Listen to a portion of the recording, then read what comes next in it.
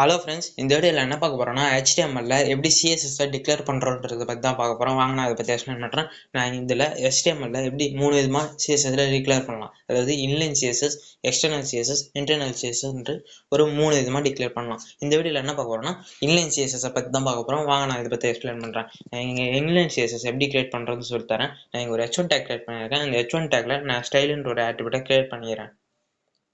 Create பண்ணி வச்சுக்கலாம். இதில் நான் கலருன்ற ஒரு எலமெண்ட் ஆட் பண்ணுறேன். கலர் ஆட் பண்ணி வச்சுங்களா. நான் இதில் ஒரு க்ரீனுன்ற ஒரு டெக்ஸ்ட்டை போட்டுக்கிறேன். அதாவது க்ரீனு நான் ஆட் பண்ணுறேன். வாங்க இப்போ ரன் பண்ணி பார்க்கலாமா. பார்த்தீங்களா, அந்த டெக்ஸ்ட் வந்து க்ரீன் கலரில் மாறிடுச்சு. இதுதான் ஃப்ரெண்ட்ஸ் இன்லைன் சிஎஸ்எஸ். இதை நம்ம எதுக்கு யூஸ் பண்ணுவோம்னா, ஸ்பெசிஃபிக்காக நம்ம எக்ஸ்டர்னல் சிஎஸ்எஸ் யூஸ் பண்ணும்போது நிறைய கோடிங் லைன் வரும்போது எக்ஸ்டர்னல் சிஎஸ்எஸ் யூஸ் பண்ணுவோம். அதாவது ஒரு ஸ்பெசிஃபிக்காக ஒரு இடத்துல மட்டும் சேஞ்ச் பண்ணோன்னா இந்த இன்லைன் சிஎஸ்எஸ் யூஸ் பண்ணலாம். இது மாதிரி இன்னும் நிறைய இன்ஃபர்மேஷன் தெரிஞ்சுக்கணுன்னா மறக்காமல் என்னோட சேனலை சப்ஸ்கிரைப் பண்ணுறேங்க. அடுத்த வீடியோவில் பார்க்கலாம்.